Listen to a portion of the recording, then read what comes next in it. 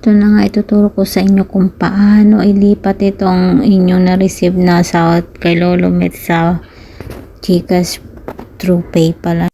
Kung makikita nyo, meron na akong $251 at equivalent niya sa 13,000 plus sa peso. Tapos kung paano siya ilipat sa GCash, punta lang kayo sa Chrome, i-type nyo lang paypal.com, tapos personal nyo, tapos login. Ito na siya, at makikita nyo yung 13,982 na equivalent ng $251 ko. Tapos yung pindutin nyo yung tatlong dot sa taas. I-click nyo yung go to PayPal balance. Ayan, lalabas na siya.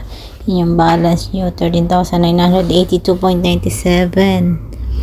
After that, punta kayo sa USD. Pindutin nyo yung tatlong dot. Tapos, convert currency. Tapos, Philippine peso. And then, i-type mo yung current na 252.49 USD para ma-transfer mo sa peso. Click convert now. Done.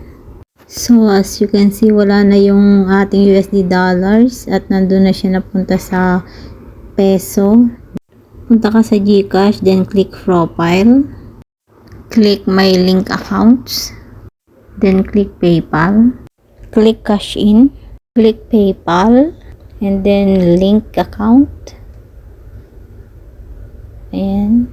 Connect na yung link mo ng PayPal to GCash, GCash to PayPal. Agree and connect. Okay. Got it. And then yan, i-type mo na yung Philippine peso na gusto mong i-cash in.